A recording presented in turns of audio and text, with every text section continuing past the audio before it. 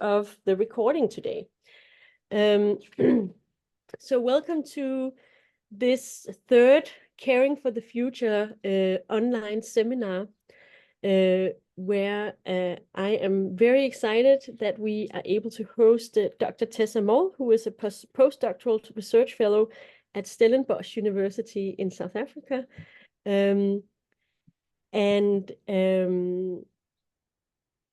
These seminars are kind of springing out of the research project Gendered Island Futures, Generational Perspectives on Motherhood and Social Change in the Faroe Islands, which I lead, and which I am in together with Jørgen, who's here, and Turi, who's also here, and Firus. And it is meant as a sort of a resonant space where we can move a little bit beyond our small islands, where anthropologists are prone to sort of dwell, and reach into a larger family, we might say, of related scholarship and scholars that we want to bring into conversation with our project.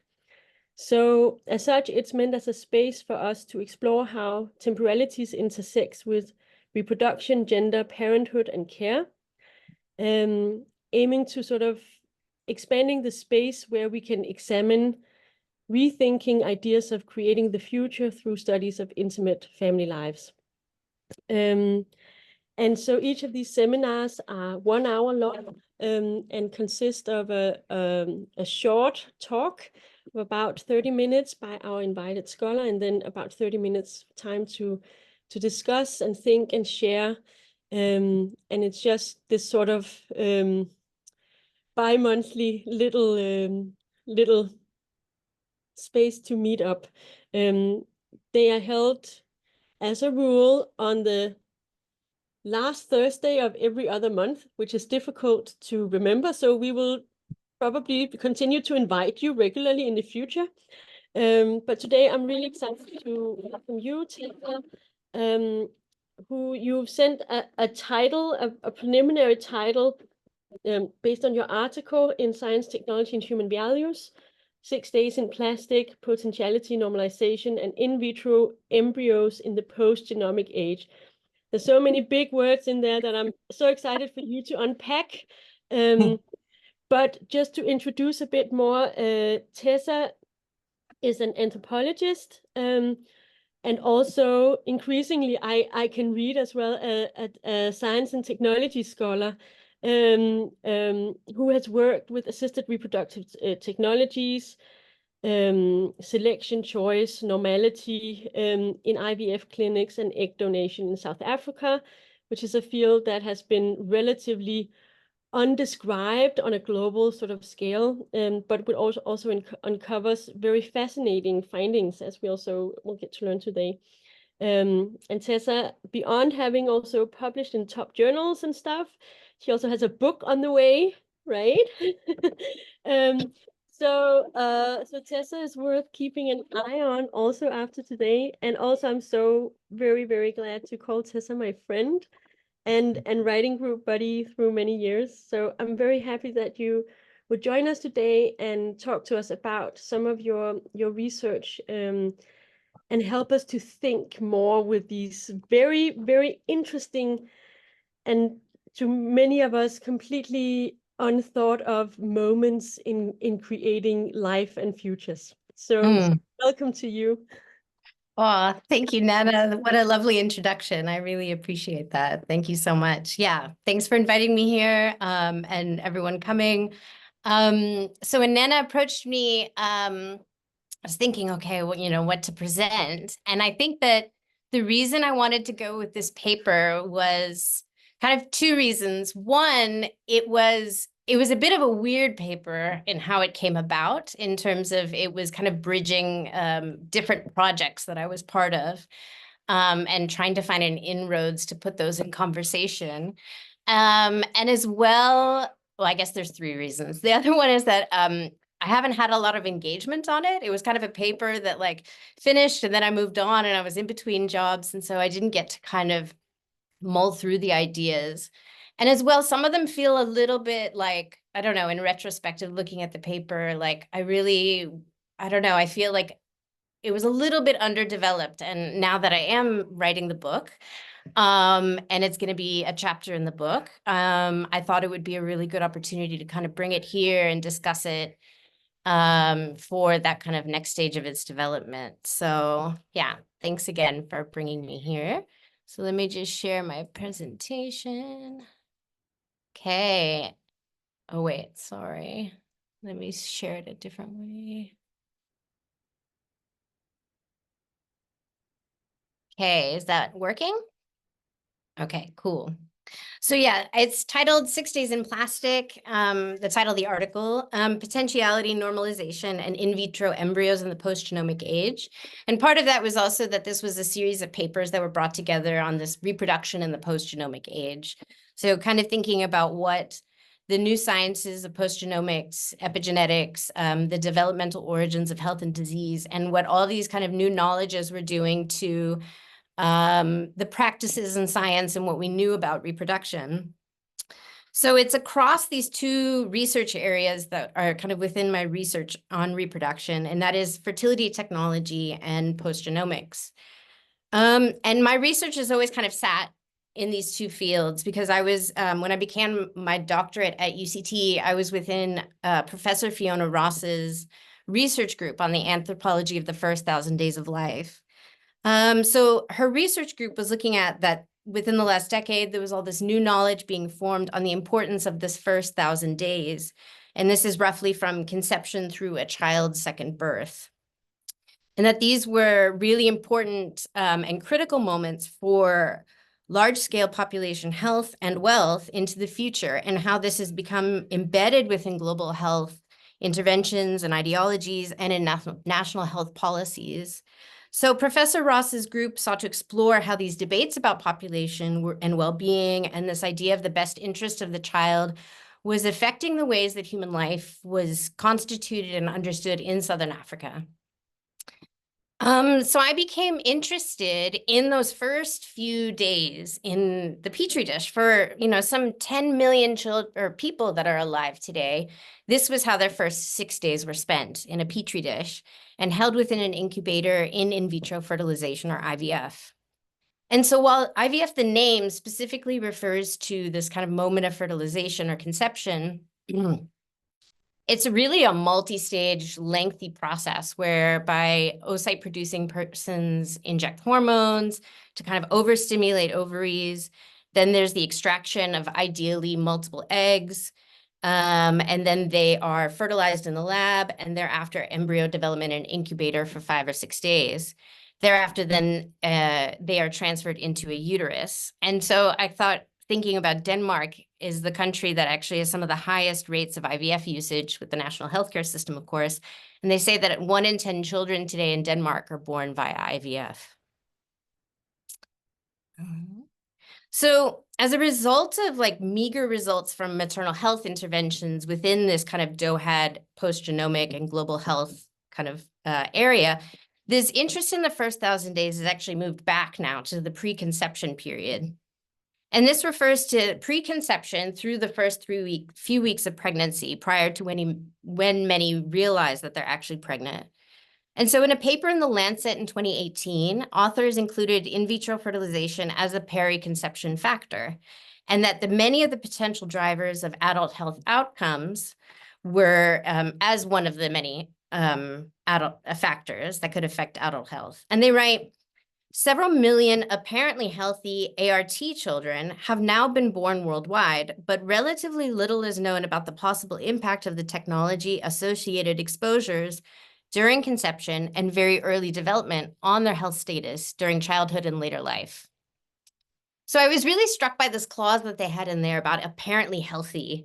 It really kind of impressed upon me how our ideas of what constitutes health and that this idea of potentiality of the future was really structured by the knowledge that we had at the time and about the tools and techniques that we use to gather that knowledge, and then the broader infrastructures of how knowledge is produced and disseminated or not.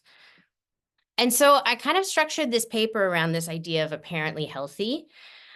And I'm asking what actually we do know or see about the potential of the embryo today.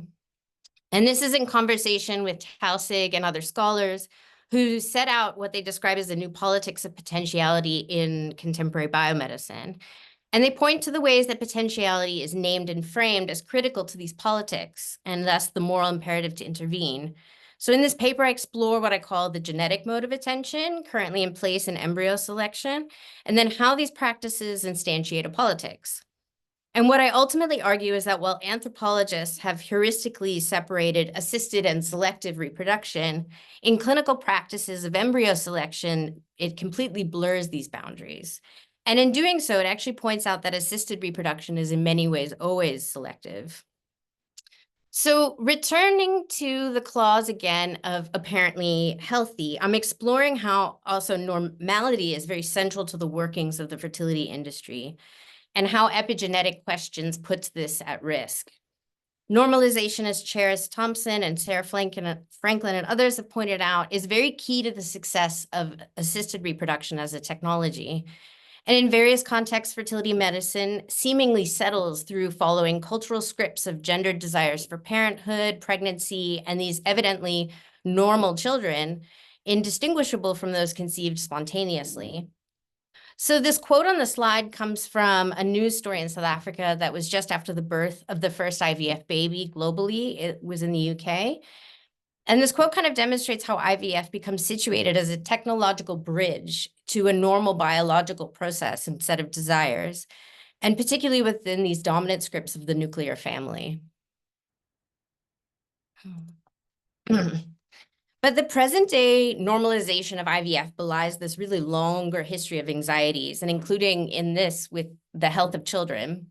So again, here we have an example of these in South Africa. Here's a quote from Witwatersrand, one of the Afrikaans newspapers from the 70s at least. And where the press, in the press, Christian nationalists were reporting concerns of IVF relating to the buying and selling of babies or the creation of designer babies, as they are often termed. At the same time, feminist critics were especially wary of this new technology, many then citing the recent discovery that DES, now they call them DES daughters, was causing intergenerational harm. And so researchers tracked the health outcomes amongst IVF children, and this has found that they're at greater risk for preterm birth and low birth weight. But with little long-term follow-up, these questions are often kind of brought to the wayside, like that this is a small issue that can be easily overcome. And IVF then moved from an experimental to a very regular clinic practice and is today a multi-billion-dollar industry. So now enter epigenetics. So the field within a broad category of postgenomic sciences upended the fixity of the gene. As the magazine cover kind of writes, genes are no longer destiny.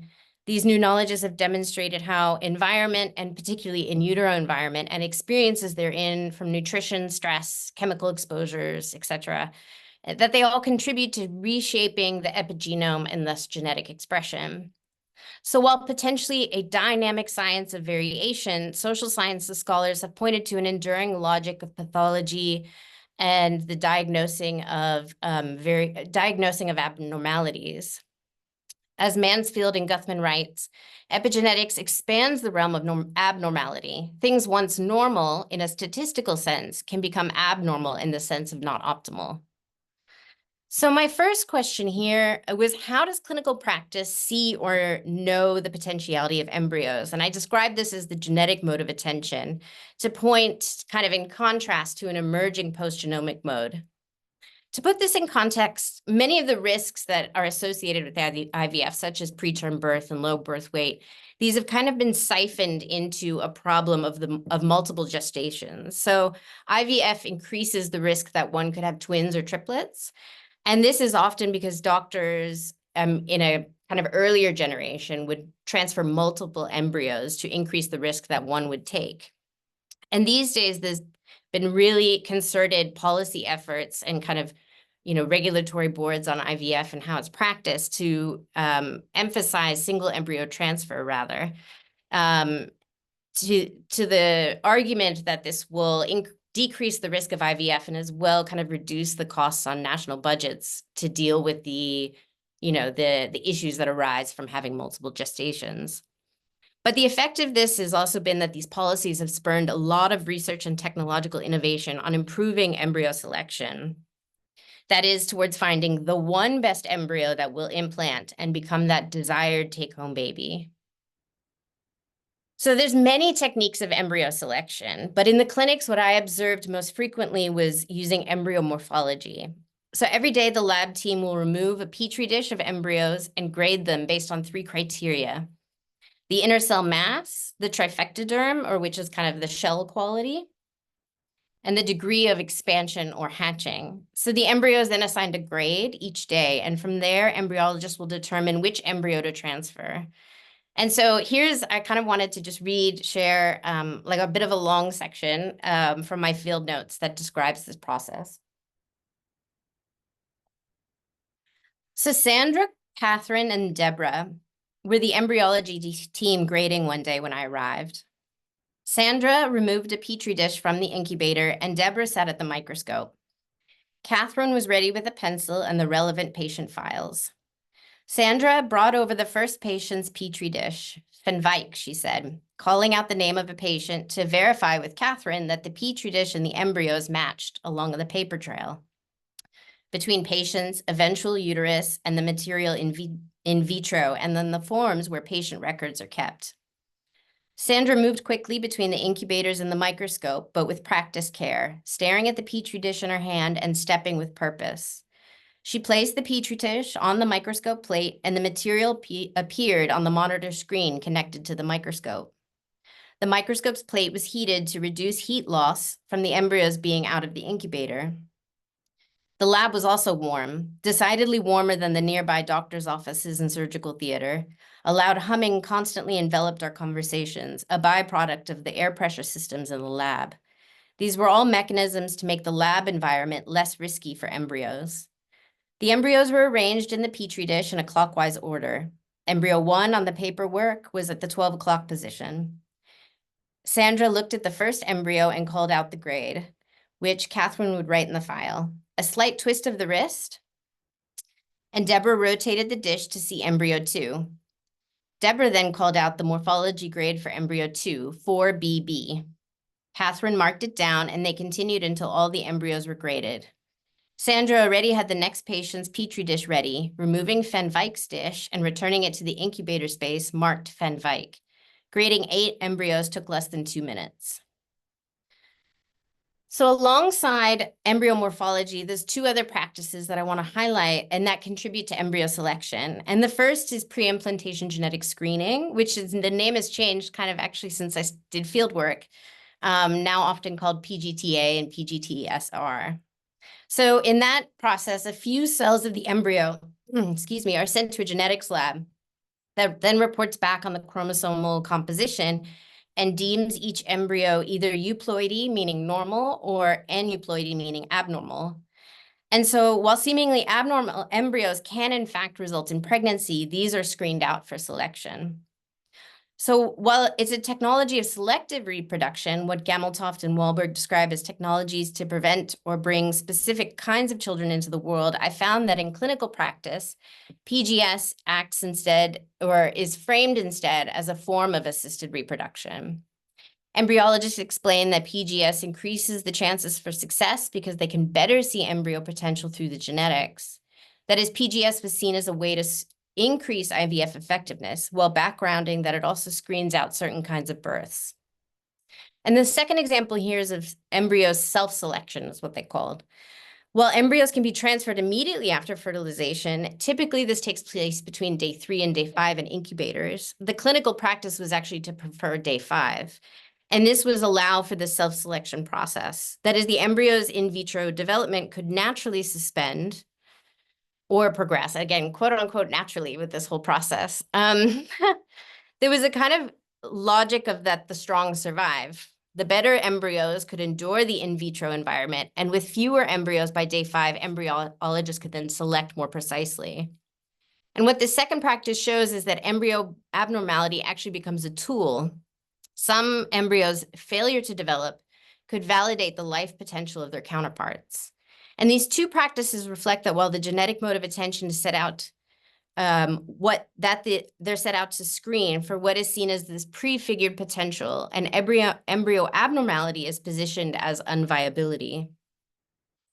So with this in mind, I kind of now turn to the questions that epigenetics has posed to IVF in the fertility industry. So by around the early 2000s and the growth of epigenetic research, many scholars began asking whether those first 6 days in vitro in plastic, whether they had health implications for the adults born of IVF. These questions included whether the hormone environments that gametes were subjected to had any effects. As most IVF involves the hyperstimulation of ovaries, many were asking whether this could have an impact on gametes or the uterine environment. There's now been a push to do like frozen embryo transfers, which I think is bearing out that there's this concern about the hormone environments as resulting from this stimulation, and that this can affect the uterus.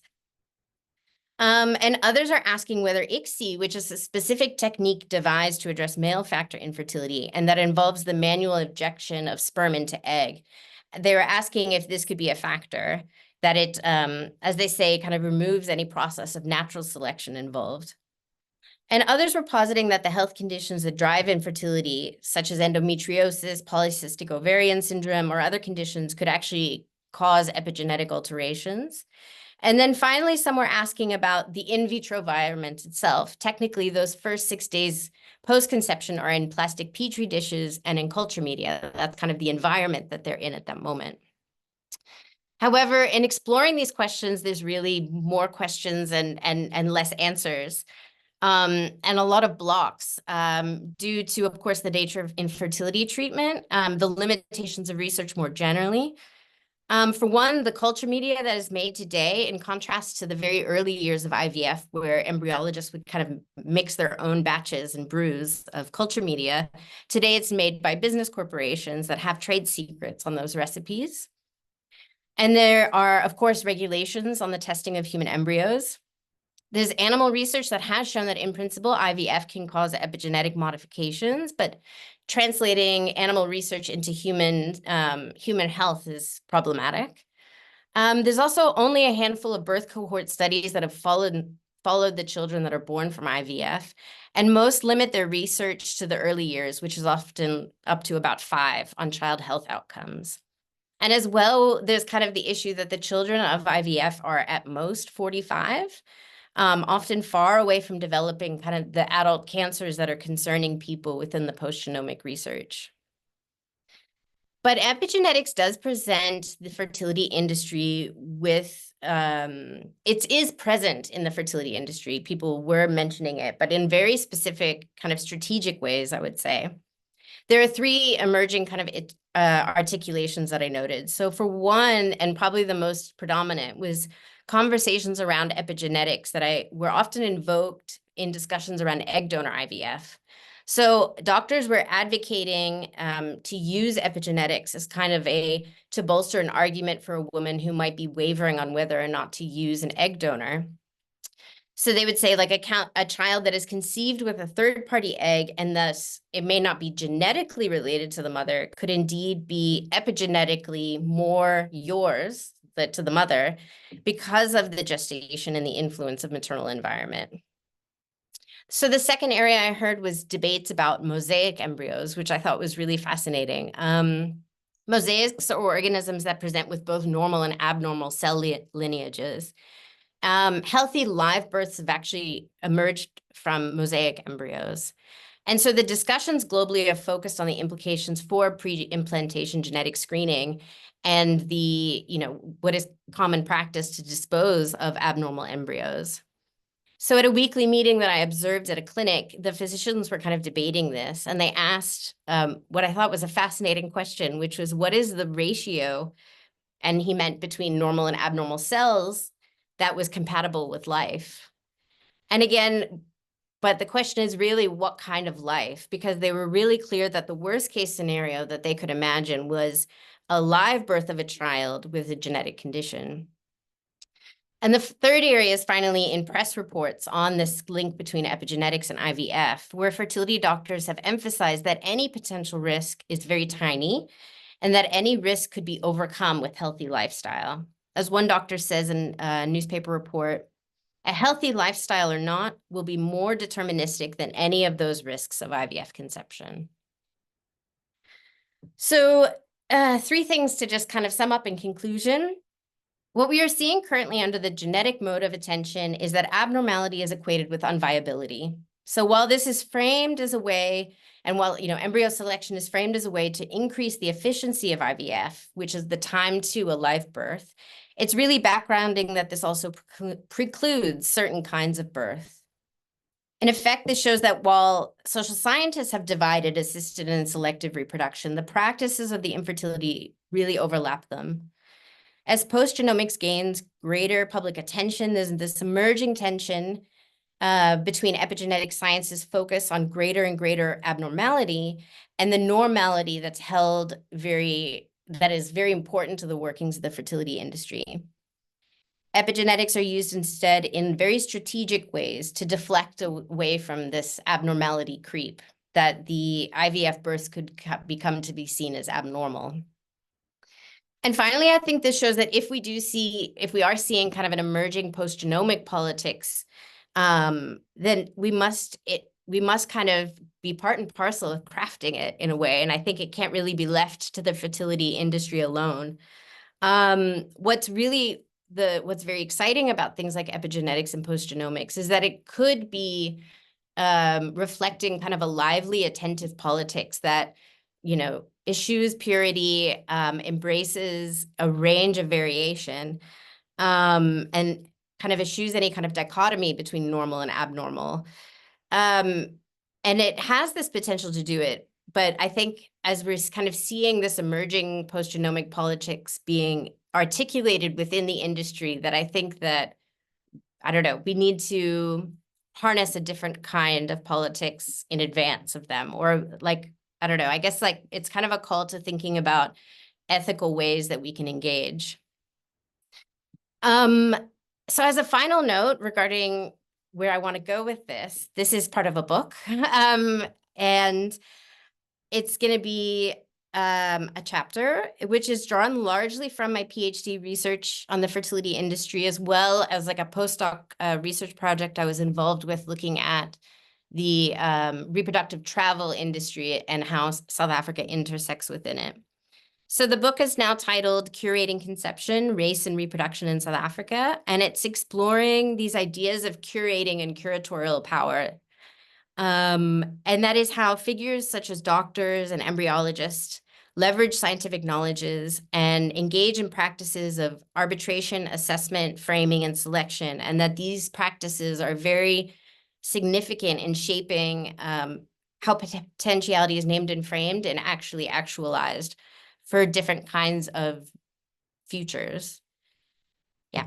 So again, my many thanks for being invited here. I really appreciate the opportunity to discuss this work, and yeah, happy to answer any questions. Thanks.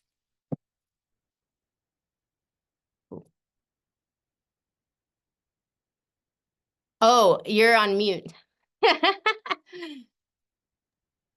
There you go. It's the afternoon. Oh, yeah. Yeah, I had 8 oral exams this morning, so I'm kind of in full speed. So, yeah, thank you for this very fascinating talk, and also sort of explicating the central points in the paper in a way that makes it really accessible and coherent. And I'm really excited to discuss this. My mind is kind of blown as always when we talk, but I will just I think I'll first open the floor and ask if anyone has questions or comments or something that they would like to expand upon. Otherwise, I do have some. You can just I think we are so few that you can just jump in if you have a question. Hello. I do have a question if I can kick off, and really nice to see you also. Hi, Miriam. Hi. So I was just kind of curious first, it's kind of more an empirical question, but I thought this was so fascinating because yeah, even though working on like exposure and ferocity myself, hadn't really thought about that moment, yeah, pre sort of embryo transfer. And you also spoke about the management of risk in the lab. And I was wondering, because you talked a lot about the clinicians, I guess, in the clinical environment, but if the parents or future parents, if they were thinking about this like risk and what they were thinking about it and in what kind of terms they were talking about it. Yeah, that's very interesting. So I guess in kind of like two periods that they were thinking about it, I'm really, what I think in a lot of the interviews and why I thought this was like very interesting to look at how embryo selection was taking place was they were very concerned for their embryos in the incubators. They called them Embryos. There's like a lot of I don't know how to put it, care-laden language and around the embryos and taking care of them and such. And so with these gradings that would happen, they would get daily updates from the embryologists, like WhatsApps or phone calls or whatever, to keep them up to date on how their embryos were doing in the lab. And I think a lot of the patients that I spoke to were really, it's a, you know, the whole process is very emotional, but I think like, especially once the embryos move to the lab, there's a lot of anxiety. So there's this like whittling process. And I think that that's what struck a lot of, especially the first time patients, is that maybe you would start off IVF and you would have 14 follicles that are looking good. So that's going to be your cap of how many embryos you can end up with. All patients want as much embryos as possible, so you have repeated attempts and embryo transfers. So maybe you have 14 follicles. Maybe by the time you get to egg retrieval, there's 10. Then maybe you only get 7 good eggs. Only 5 of them fertilize. Only 3 of them get to day 5. You know, so you have this like suddenly like decreasing set of chances. And I think that for them, that's very stressful. Just in there's a lot of concern there. So there's that going on for the patients, and yeah, and then they're getting these updates about their embryos and what their grades are and how they're looking, and they're also kind of part of the process of embryo selection in a way, because in South Africa, unlike the global trend, and I think South Africa is moving this direction, but here you're allowed to do 2 embryos. So sometimes there's a bit of debate if they're going to do 1 or 2. Yeah, and then, but once they're implanted, it's really interesting. There's, of course, I think for women, like the sense of like, okay, I should rest, you know, don't want to do anything too exerting. And, but a lot of the patients, I think, reiterated this. Now it's just up to the chromosomes, which I always thought was a really interesting response. Is like once the embryo transfer takes place, they have about 2 weeks. They call it the 2-week wait. Everyone's very anxious during this 2-week wait from embryo transfer to pregnancy test. And during that process, a lot of the women were like, you know, attributing the ultimate success to these genetics. You know, I have, you know, there's nothing else that I can do at this point. The genetics will either work or they won't. Yeah.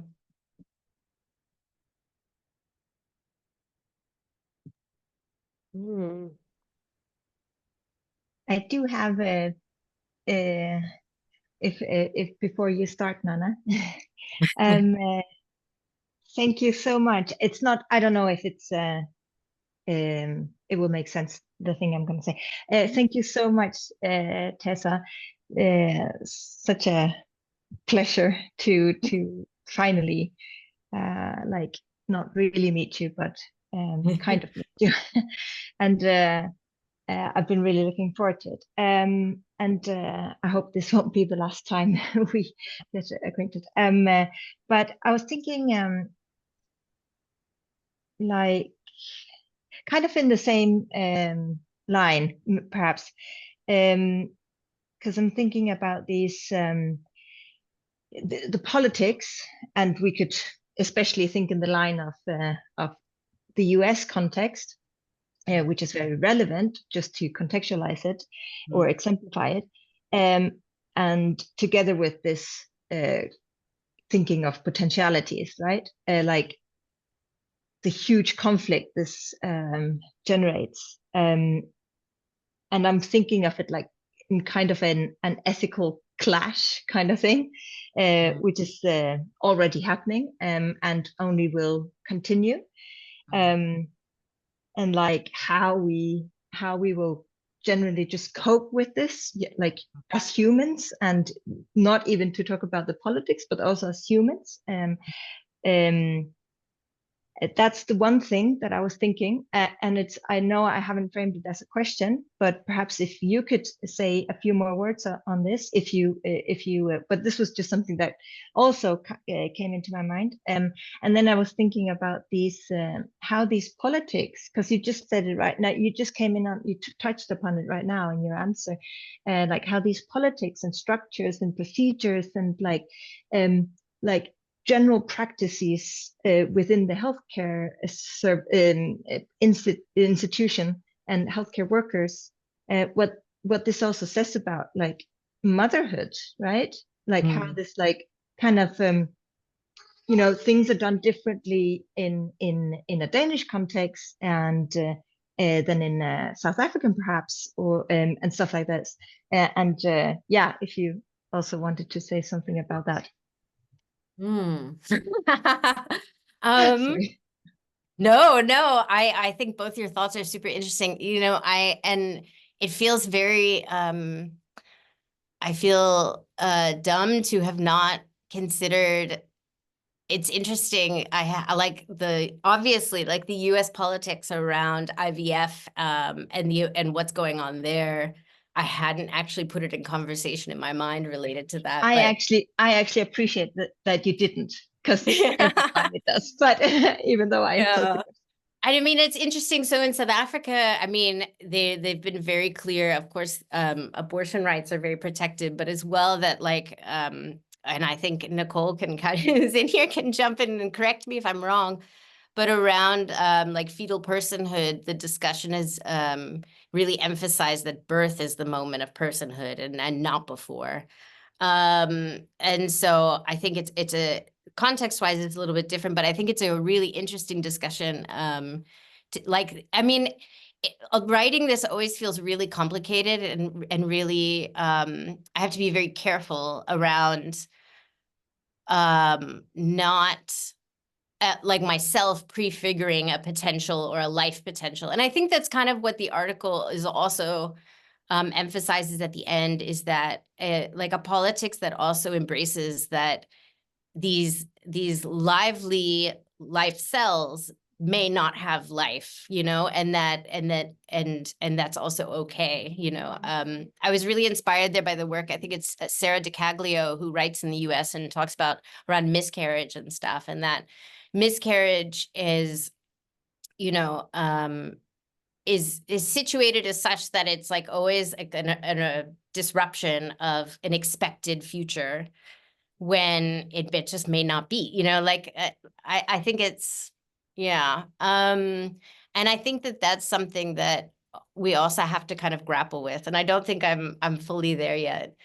I think in this realm, what also always makes me anxious around like kind of fetal personhood politics that you get from the US too, when it comes to epigenetics, is that with the emphasis of like risk in the womb, and even at this very, very early age, in the US context as well, because everything gets so litigious and criminalized, is how this could be put into conversation with, targeting pregnant women for things that they do during pregnancy, because then you're putting a future life at risk. So I think that's where I also always get anxious with how epigenetics is going to be taken up into those spaces.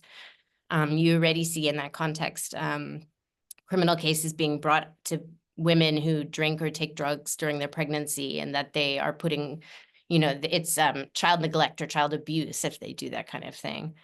So I also don't think I answered your question, but just those are my thoughts on in that arena. How motherhood is thought of differently between Denmark or how this kind of involves motherhood. Could you elaborate on that? Yeah, sure. Because I'm thinking, like, you made an example, like how, yeah, you made an example of how these healthcare workers were calling them MBs, and they were calling the potential, as I understood it, they were calling these. I don't know if I don't remember if you call them patients or potential parents, or yeah, but these who own the embryos, they were calling them to, you know, make an update and all of this, right? And also just, you know, in some contexts, and I don't know if that's the way in South African context, but in some contexts, it's, you know, you have these guidelines for patients going through. Yeah, some people call it patients and some people don't, you know, it depends.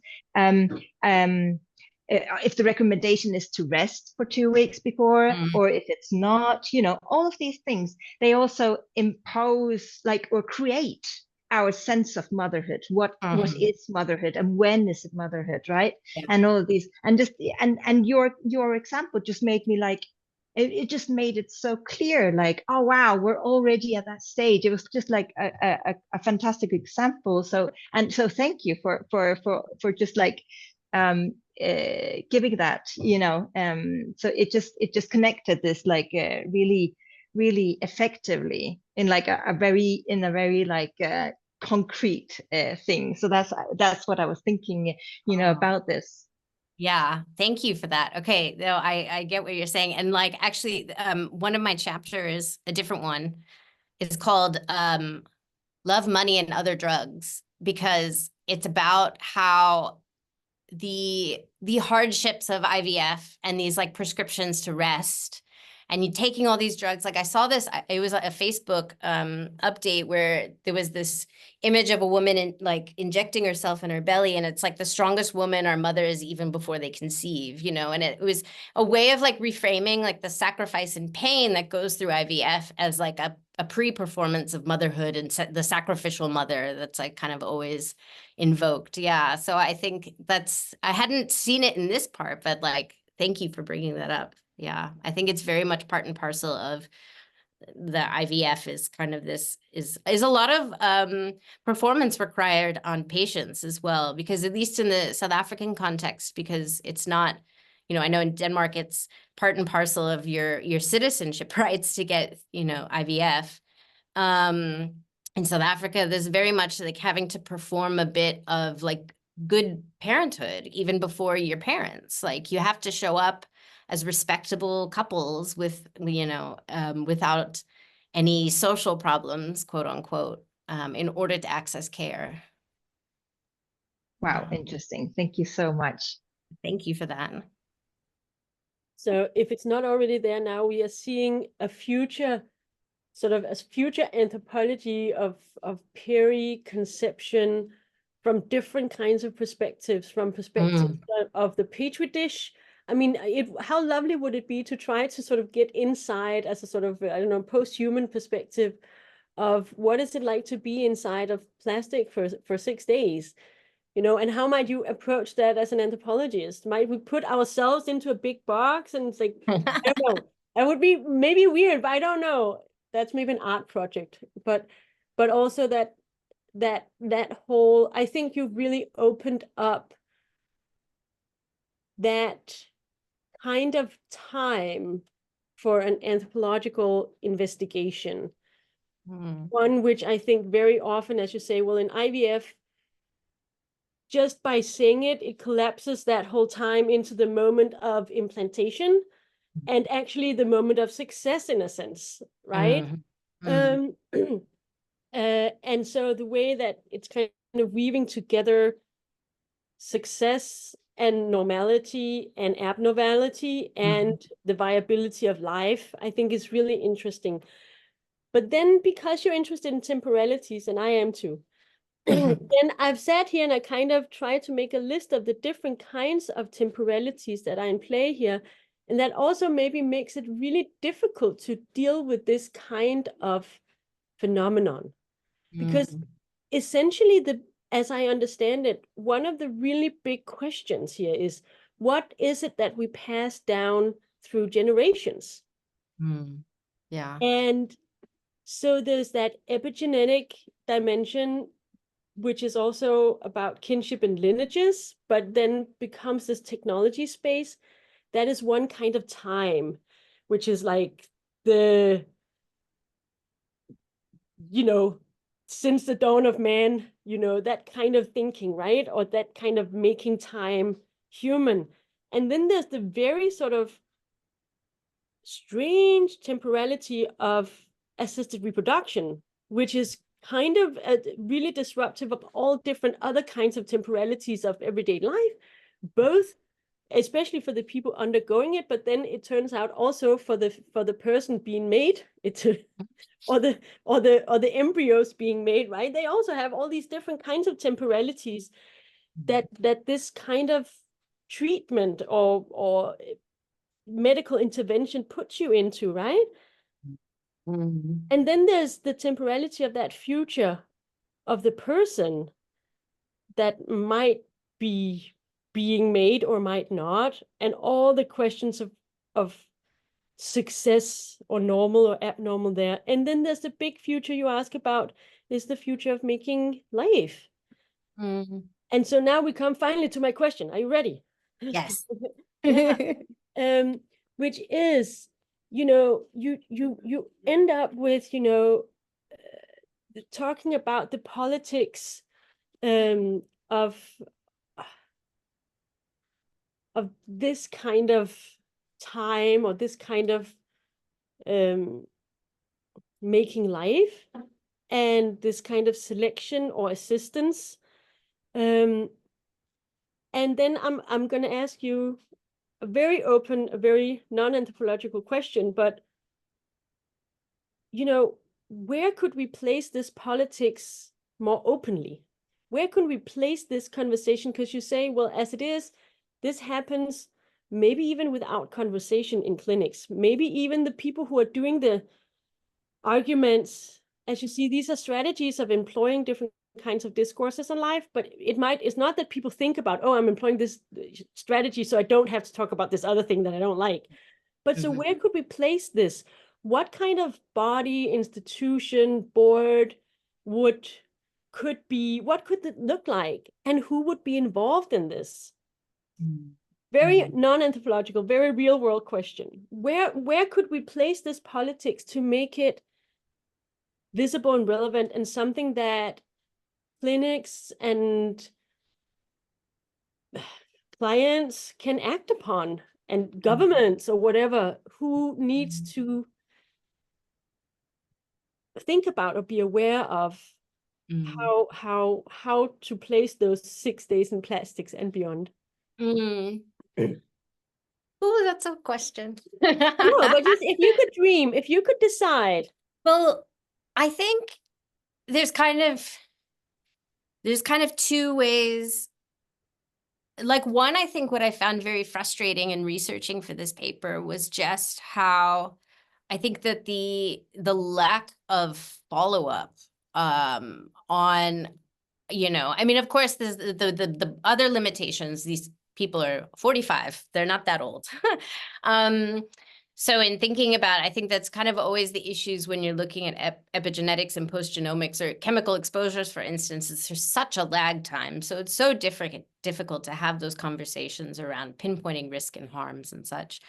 But I think I was a lot inspired as well by the work of Lachlan Jane, whose work on cancer had a really brilliant chapter on donor eggs. And, donors are a major resource in the global industry for IVF, and yet their well-being and follow-up is negligible globally. And I think that she calls it a form of structured ignorance, where the lack of follow-up is happening. Even though the hormones involved have been shown to potentially cause health harms. So I think that that's kind of, thinking about government bodies and I mean, yeah, I think that there definitely needs to be a lot more follow-up so that we just actually know some of these answers a little bit. And as well, like you're looking at like some of the things like culture media has trade secrets attached to it. So you can't even like test those things or know what's in them. So it's a very strange situation for trying to understand the effects of these things. But I think like a broader, and I'm kind of maybe sidestepping because I'm not looking at clinics but a lot of my I think critique of the ART industry as very broadly is that it's coming in to treat a problem when I think that there's a much broader conversation we need to have about like reproductive justice. Reproductive justice on this issue is there has not been a lot of scholars talking about infertility within a reproductive justice context, which is another bugbear, but that's besides the point. But that IVF has become so prevalent and necessary for so many people is largely due to structural issues. I mean, not entirely, but there's a large, that the structure of society doesn't allow people to have children when they want at a younger age, perhaps, or it doesn't provide childcare to take care of those children so people can go to school simultaneously, so they wait. Or there are, chemical exposures that people are exposed to that make them infertile, and then they'll need to go through IVF later in life. There's a lot of structural factors that are driving infertility in the first place. And so I think that this needs to be kind of in a larger conversation about social justice, actually. Yeah. But I love your thinking about temporalities across, especially the ARTs and the strange temporality tensions with I mean, it's such a, I think Charis Thompson writes really nicely about this, about the, you have like, of course, like the business clock of people working 9 to 5, but you have the clocks of embryos that need to be checked at a certain time. Everything's very temporal in the process. You take a shot and 36 hours later, you have to go in for the egg retrieval. And then 24 hours later, they have to do XYZ. So it's very like syncopated in this way. And how this doesn't work with everyday life or people's working hours and such. A lot of the discussion was just around making life work around doing IVF treatment. Yeah. So as we are kind of coming to a close, I wonder, Tessa, do you have any questions about your own chapter that you would like us to answer for you? Since you are rewriting it into, if you're writing it into a chapter, I know that sometimes you're like, Jesus, what is this even about? So yes, we have a few minutes, not a long, but like, is there anything where you thought, I wish these people would help me figure out this? I think I'm very grateful for this process in general. This has been such a lovely discussion about this. This has got me very excited about coming back to this chapter because I was kind of like not wanting to. So I'm glad that we've done this a lot and just getting to talk with everyone about it. I think, in doing the presentation, it kind of almost answered my own question, was around like this idea of curating. And I think this chapter at least is clear about the curatorial practices and power that's involved with these key actors in the industry. Yeah, so I think that I kind of answered my own question. I don't know. Yeah. And I'm just going to hop in here because I didn't realize it's like 2 minutes before the bell. Because, it's always so fascinating and wonderful to hear about your research, Tessa, and the different modes of thinking actually that you have employed to be able to grapple with some of the challenges. And I think what I love most about your work is that really it kind of exemplifies the kind of politics that we need to employ in our thinking about, right, what is both kind of problematic and what is possible in this kind of work. And so there's something about these, right, the modes of attention that I loved, that is the kind of curatorial process. in this chapter that you focus on.